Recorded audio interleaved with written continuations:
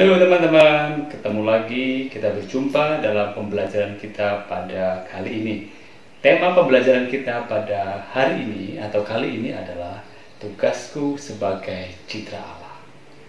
Jadi dengan pembelajaran ini teman-teman, nanti diharapkan kita semua mampu memahami akan tugas dan peran kita sebagai citra Allah.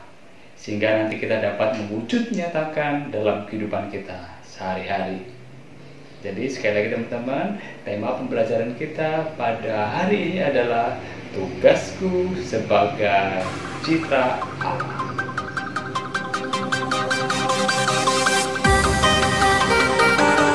Teman-teman, seperti pelajaran yang sudah kita lewati ya tentang aku sebagai citra Allah yang unik ya. Jadi Allah menciptakan manusia itu secara unik ya, dan menganugerahi manusia itu martabat yang luhur ya sebagai citra Allah yang serupa dan segambar dengan Allah. Sebagai citra Allah, manusia dipanggil untuk mampu memancarkan diri Allah dan daya hidup Allah dalam pikiran, dalam perkataan dan perbuatan kita sehari-hari. Manusia juga dipanggil untuk turut serta dalam memelihara, mengembangkan dan menjaga keutuhan ciptaan Tuhan agar berguna bagi keselamatan dirinya serta generasi penerus sesuai dengan kehendak Allah. Ya, sejauh mana tugas itu sudah kita laksanakan? Apakah itu sudah sesuai dengan kehendak Allah pada awal mulanya? Kita akan menemukan jawaban itu dalam pembelajaran kita pada kali ini. Teman-teman, sekarang saya akan mengajak teman-teman melihat situasi kehidupan kita, terutama menyangkut alam ciptaan Tuhan yang Tuhan telah berikan. Tuhan telah serahkan kepada kita manusia untuk menguasai dan untuk menjaga. Kerusakan alam yang terjadi, kebakaran hutan yang ditebangi, ya, banjir yang melanda kawasan Indonesia, hutan yang mulai ditebangi untuk kebutuhan industri, ya, tanpa memperhatikan peremajaan atau kelangsungan hutan untuk selanjutnya. Tanah longsor, teman-teman, berbagai bencana alam ini mau tidak mau, suka tidak suka terjadi di bumi Indonesia ini. Akhir-akhir ini ya, virus corona juga menjadi mewabah ya, menjangkiti sebagian besar penduduk dunia. Teman-teman, sebelum mengawali pembelajaran kita, marilah kita awali dengan doa. Marilah kita berdoa. Dalam nama Bapa dan Putra dan Roh Kudus. Amin.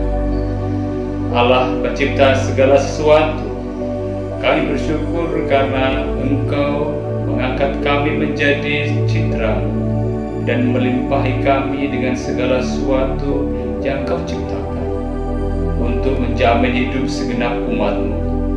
Kami pun bersyukur sebab Engkau memanggil kami pula untuk ambil bagian dalam karya penciptaan. Sadarkanlah kami agar kami mampu menjalankan tugas dengan baik dan bijaksana sesuai dengan kehendak-Mu, sehingga kami dapat mempertanggungjawabkan tugas itu kelak di hadapan-Mu dengan baik pula. Demi Kristus pengantara kami. Amin. Dalam nama Bapa dan Putra dan Roh Kudus. Amin. Teman-teman, kita sudah mengawali kegiatan kita dengan doa, dengan harapan bahwa dengan doa yang sudah kita lantunkan, apa yang kita telah atau apa yang kita kerjakan sungguh diberkati oleh Tuhan. Teman-teman, untuk mengawali pembelajaran kita, saya memiliki satu tugas yang harus kalian laksanakan. tugasnya tidak berat, hanya mengamati saja, mengamati sebuah gambar. Ya, cermati gambar ini. Ya, yang pertama, cermati teman-teman, kira-kira gambar apa ini? Terus kemudian kalian lihat, ya, kira-kira nanti ini cocok diberi judul apa gambar ini. Gambar yang kedua, ini teman-teman, kira-kira gambar apa ini? Ya, teman-teman bisa lihat apakah nanti kalian akan memberi judul apa pada gambar ini. Lihat dengan teliti teman-teman. Yang ketiga, kira-kira gambar apa nih teman-teman? Ya, cermati. Yang berikutnya ini teman-teman, kira-kira gambar apa? Ya, dari pengamatan ini ya teman-teman, saya minta untuk ini ya, menjawab 3 pertanyaan ini. Jadi yang harus teman-teman kerjakan itu, satu, memberi judul atas gambar-gambar itu.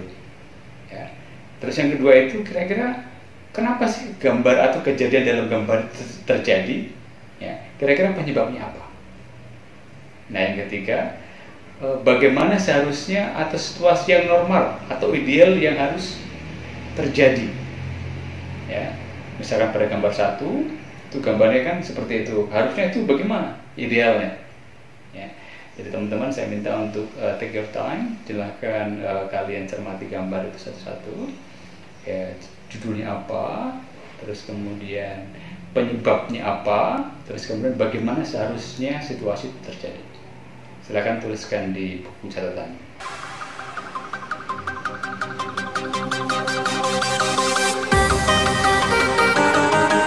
Kalau sudah teman-teman, kita akan lihat satu persatu, ya, kita akan lihat bersama-sama, ya, apakah cocok dengan apa yang teman-teman sudah gambarkan atau yang sudah teman-teman tuliskan. Kita lihat satu-satu teman-teman. Yang pertama, nah ini mungkin teman-teman ada yang memberi judul jalan digenangi air banjir, atau mungkin mobil menerobos aliran banjir, atau mungkin diberi judul anak-anak melihat mobil kebanjiran. Ya. Ini adalah situasi yang ada dalam gambar teman-teman. Nah, mungkin teman-teman sudah menemukan kira-kira apa penyebab dari banjir itu.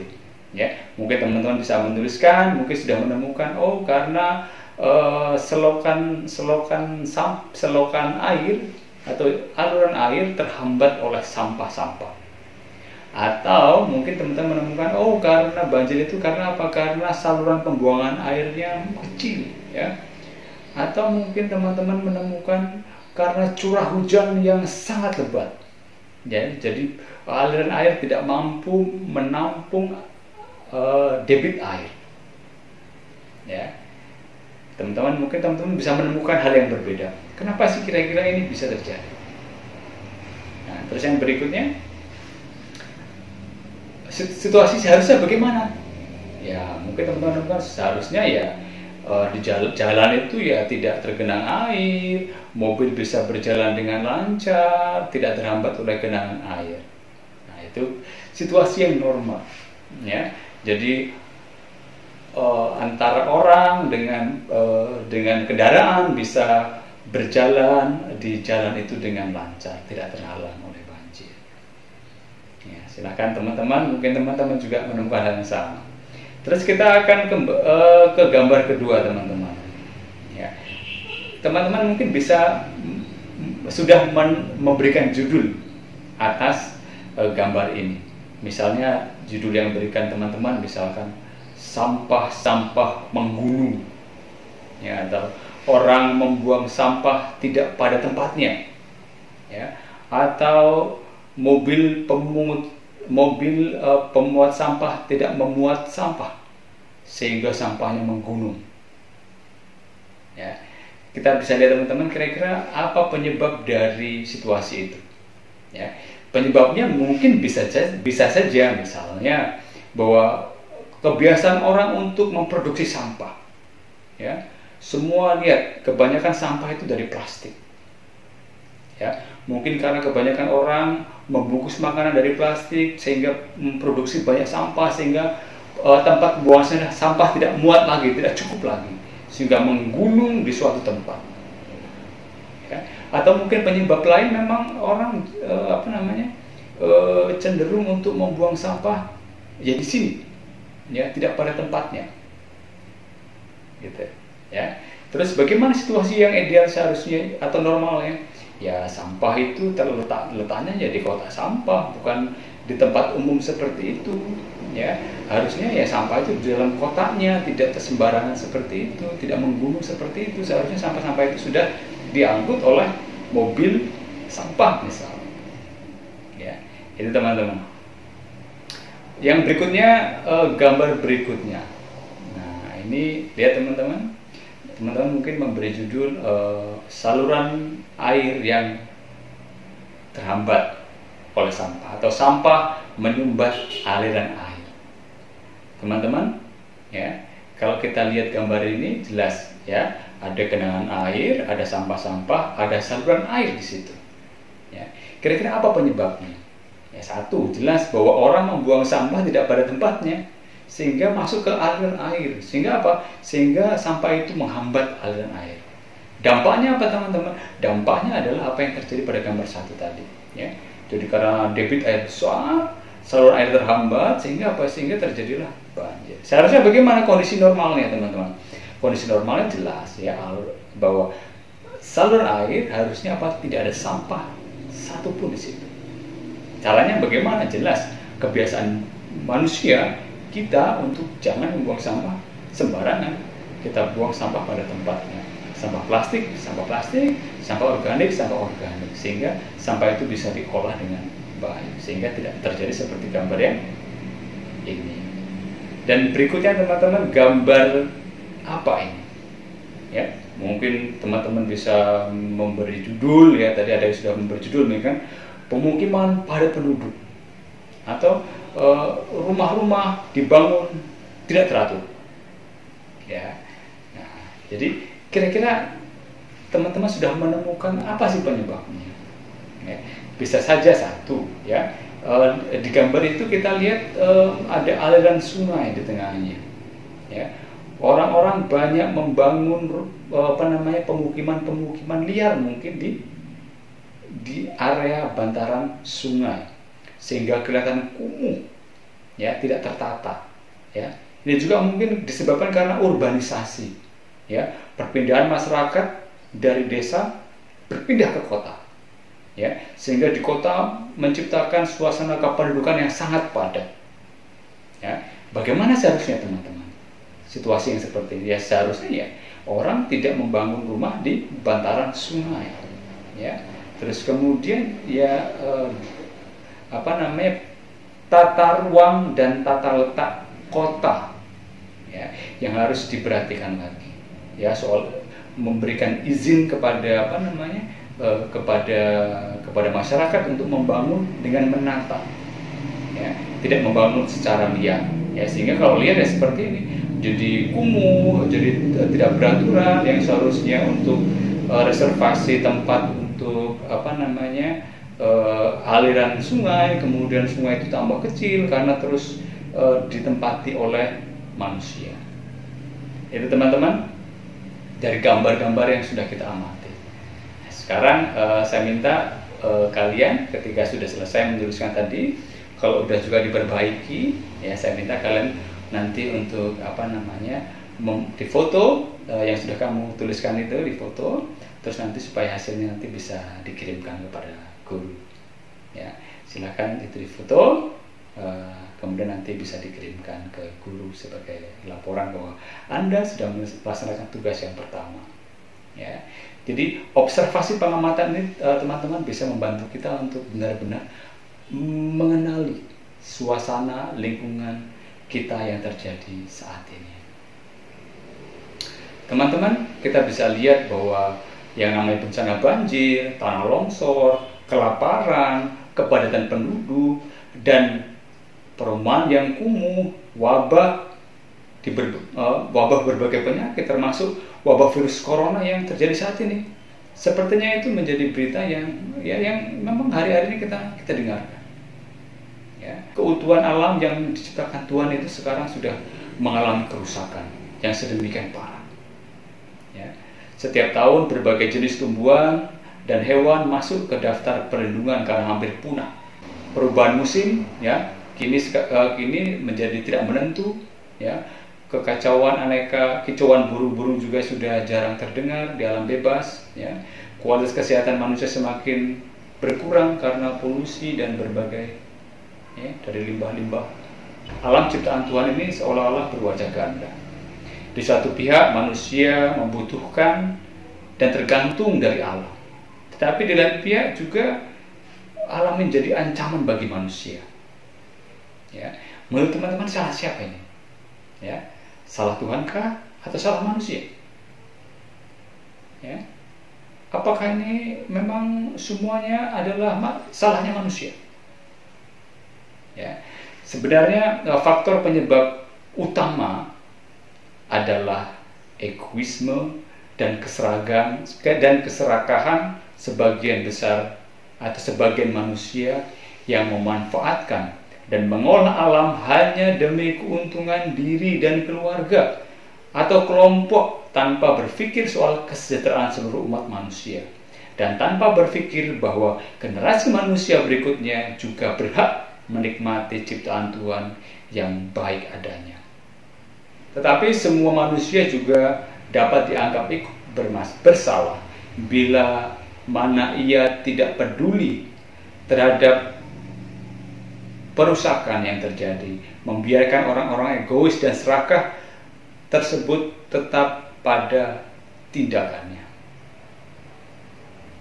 Teman-teman, yang penting sebetulnya kita tidak mencari kambing hitam atau mempersalahkan, ya, melainkan perlu kita untuk berefleksi kembali apa sesungguhnya yang ditugaskan oleh Allah kepada manusia. Untuk itu kita harus kembali kepada landasan kitab suci. Mari teman-teman, supaya kita lebih mendalam tentang apa sih tugas kita sebagai citra Allah itu, maka kita akan bersama-sama membahas atau belajar dari kitab suci. Tugas manusia sebagai citra Allah menurut kitab suci yaitu di kitab Kejadian bab 1 ayat 26 sampai 30. Kita bisa baca bersama-sama teman-teman. Berfirmanlah Allah, baiklah kita menjadikan manusia menurut gambar dan rupa kita, supaya mereka berkuasa atas ikan-ikan di laut dan burung-burung di udara, dan atas ternak, dan atas seluruh bumi, dan atas segala binatang melata yang merayap di bumi. Maka Allah menciptakan manusia itu menurut gambarnya. Menurut gambar Allah diciptakannya dia, laki-laki dan perempuan diciptakannya mereka. Allah memberkati mereka. Lalu Allah berfirman kepada mereka, beranak cuculah dan bertambahlah banyak, penuhilah bumi dan taklukkanlah itu. Berkuasalah atas ikan-ikan di laut dan burung-burung di udara, dan atas segala binatang yang merayap di bumi. Berfirmanlah Allah, lihatlah, aku memberikan kepadamu segala tumbuh-tumbuhan yang berbiji di seluruh bumi, dan segala pohon-pohon yang buahnya berbiji, itulah akan menjadi makanan. Tetapi kepada segala binatang di bumi dan segala burung di udara dan segala yang merayap di bumi yang bernyawa, kuberikan segala tumbuh-tumbuhan hijau menjadi makanan. Dan jadilah demikian. Teman-teman, demikianlah kutipan dari kitab Kejadian bab 1 ayat 26 sampai 30 yang akan menjadi bahan refleksi kita tentang tugas kita sebagai citra Allah. Setelah merenungkan teks kitab suci dari kitab Kejadian bab 1 ayat 26 sampai 30, sekarang saya minta kalian untuk merumuskan beberapa gagasan penting tentang manusia dengan menjawab tentang tugas manusia, ya, dengan menjawab beberapa pertanyaan sebagai berikut. Yang pertama, apa tugas yang diberikan Allah kepada manusia? Ya, dari kutipan tadi, tunjukkan ayatnya. Terus yang kedua, perhatikan dan baca baik-baik ayat 29 dan ayat 30. Bagaimana seharusnya hubungan antara manusia dan ciptaan Tuhan yang lain? Yang berikutnya, yang C, apakah kondisi-kondisi ciptaan Allah yang ada sekarang ini sudah sesuai dengan kehendak Allah ketika Allah menciptakan dan menyerahkannya kepada manusia?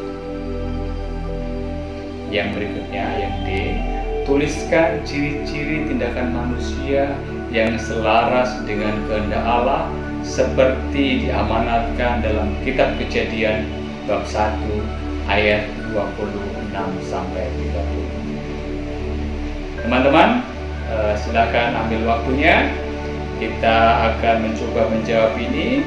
Silakan teman-teman melihat kembali dari kutipannya, mengingat kembali kutipannya, dan sekarang silakan take your time. Silahkan manfaatkan waktu sebaik-baiknya, ya, untuk secara pribadi untuk menemukan gagasan-gagasan.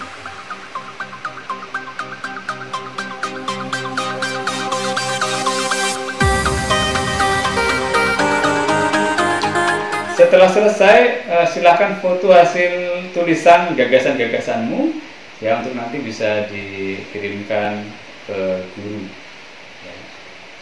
Jadi nanti bisa difoto hasil tulisan dari 4 pertanyaan.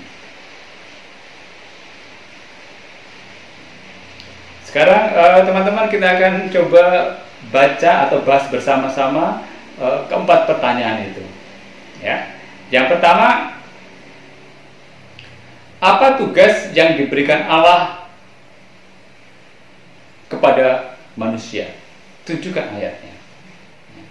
Itu nanti kita lihat di ayat 28, ya. Kitab suci menegaskan keluhuran martabat manusia sebagai citra Allah, ya. Sebagai citra Allah, manusia dipanggil dan diberi tugas untuk beranak cucu dan bertambah banyak, memenuhi bumi dan menaklukkannya, dan menguasai ciptaan Allah lainnya, ya, seperti tadi dikutip di ayat 28 dari kitab Kejadian. Terus pertanyaan yang kedua, teman-teman. Perhatikan dan baca dengan baik-baik ayat 29 dan ayat 30. Bagaimana seharusnya hubungan antara manusia dengan ciptaan yang lain? Jadi teman-teman mungkin sudah menemukan, ya, bahwa panggilan yang agung itu perlu ditempatkan dalam konteks keselamatan yang dikehendaki Allah sendiri. Ya, ini keselamatan secara utuh dan terpadu, integral, ya, utuh dan terpadu. Ya, tidak hanya menyangkut diri sendiri, melainkan juga erat kaitannya dengan ciptaan Allah yang lain. Oleh karena itu, manusia tidak dapat bersikap sewenang-wenang, ya, atas kuasa yang Tuhan berikan, atas tugas yang telah Tuhan berikan.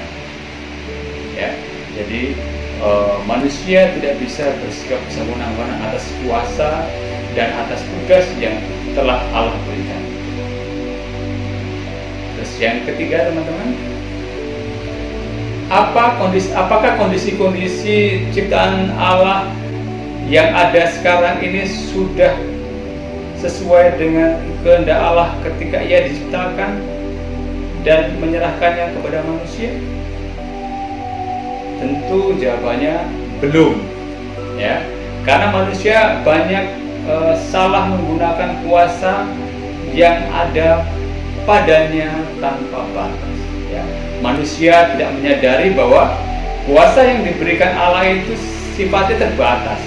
Manusia tidak dapat menjalankan tugasnya melebihi kekuasaan dan batasan yang diberikan oleh Allah. Manusia perlu menjalankan tugas secara bijak dan demi kemuliaan Allah. serta kebahagiaan manusia itu sendiri. Maka sesungguhnya egoisme, keserakahan, dan sikap acuh tak acuh terhadap kerusakan alam ciptaan Tuhan menjadi musuh utama bagi kita. Tuliskan ciri-ciri tindakan manusia yang selaras dengan kehendak Allah seperti yang diamanatkan dalam kitab Kejadian bab 1 ayat 26 sampai 30. Ciri-ciri dan ciri-ciri tindakan manusia yang selaras dengan kehendak Allah adalah saat manusia atau kita mulai mengembangkan ketaatan kepada Allah, sikap tanggung jawab, dan berupaya menampilkan kecitraan Allah sendiri sebagai pencipta dan pemelihara melalui kata, melalui perbuatan, bukan dengan sikap yang menghancurkan dan menguasai. Hal tersebut dapat dimulai dengan melakukan hal kecil seperti menanam bunga di rumah, gerakan penghijauan, dan memperbaiki perumahan yang kumuh. Kira-kira itu teman-teman yang bisa kita coba bersama bahas dari pendalaman penemuan gagasan dari kitab Kejadian bab 1 ayat 28 sampai 26 sampai 30. Saatnya teman-teman kita untuk berefleksi dan beraksi. Saatnya kita berefleksi dan beraksi. Dalam keheningan teman-teman, saya minta untuk hening sejenak,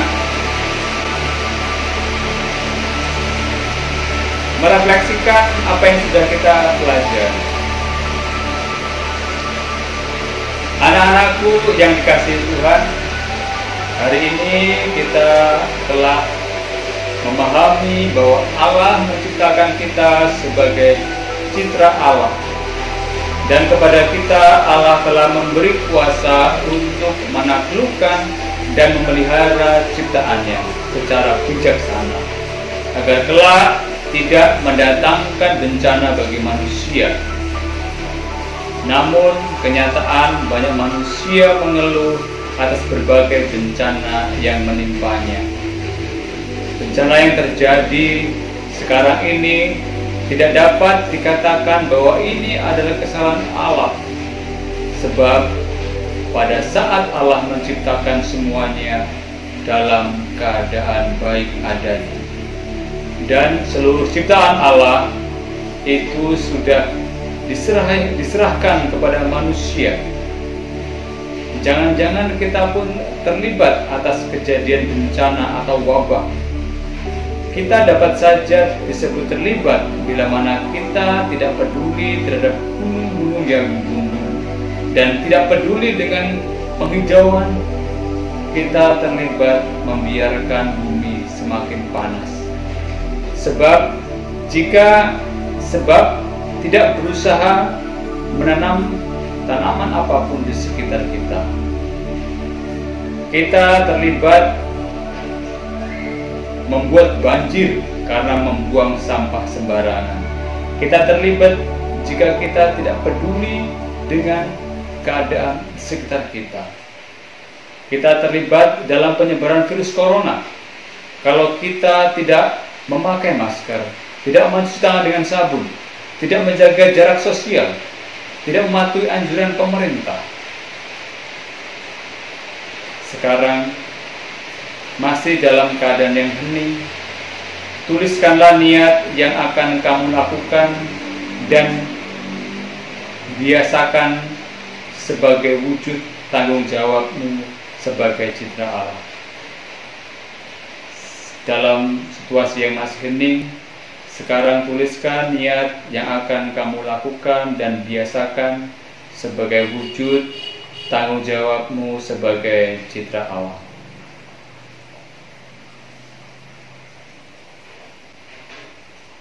Setelah selesai, foto hasil tulisan niat yang akan Anda lakukan untuk nanti bisa dikumpulkan kepada guru.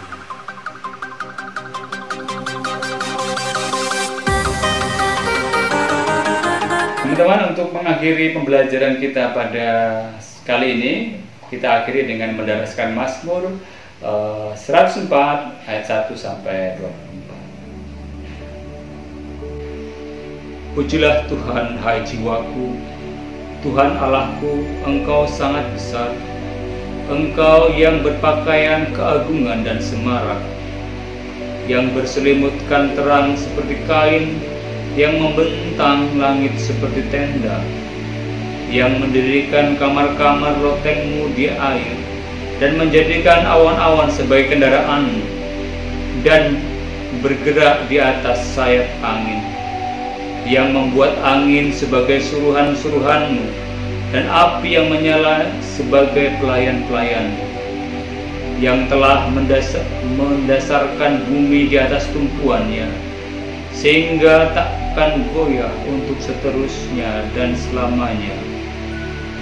Dengan samudera raya Engkau menyelubunginya, air telah naik melampaui gunung-gunung. Terhadap hardikmu, air itu melarikan diri, lari kebingungan terhadap suara gunturmu.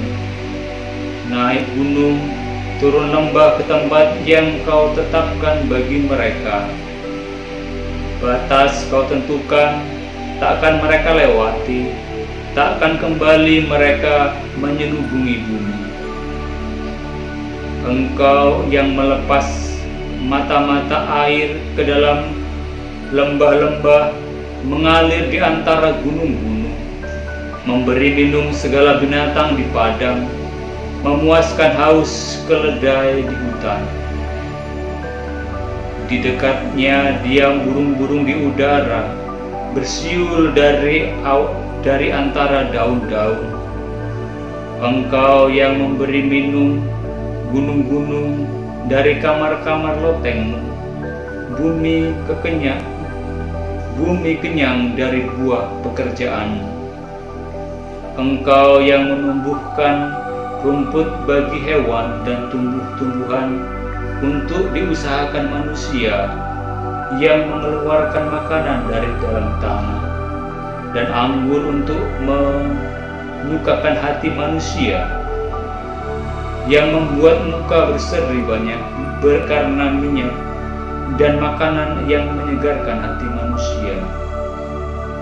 Kenyang pohon-pohon Tuhan, pohon-pohon aras di Libanon yang ditanamnya, di mana burung-burung bersarang, burung rangung yang rumahnya di pohon-pohon sabuna. Gunung-gunung tinggi adalah bagi kambing-kambing hutan, bukit-bukit batu adalah tempat perlindungan bagi peladang. Engkau yang telah membuat bulan sebagai penentu waktu, matahari yang tahu akan saat terbenamnya. Apabila Engkau mendatangkan gelap, maka air pun melambat. Ketika itulah bergerak segala binatang hutan. Singa-singa muda mengaum-aum akan mangsa dan menuntut makanan dari Allah. Apabila matahari terbit, berkumpullah semua dan terbaring di tempat perteduhannya. Manusia pun keluarlah ke pekerjaannya dan ke usahanya sampai petang. Betapa banyak perbuatanmu ya Tuhan, sekalian Kau jadikan dengan kebijaksanaan, bumi penuh dengan ciptaan. Kemuliaan kepada Bapa dan Putra dan Roh Kudus, seperti pada permulaan, sekarang, selalu, dan sepanjang segala abad. Amin.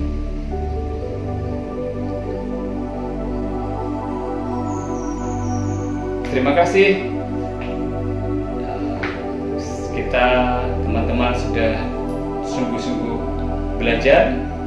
Pada kesempatan kali ini silahkan kirimkan 3 foto tugas yang sudah kalian kerjakan. Yang pertama tadi tugas memberi judul foto, kemudian menemukan gagasan dalam kitab suci, dan rencana aksimu yang akan kamu lakukan sebagai pembiasaan.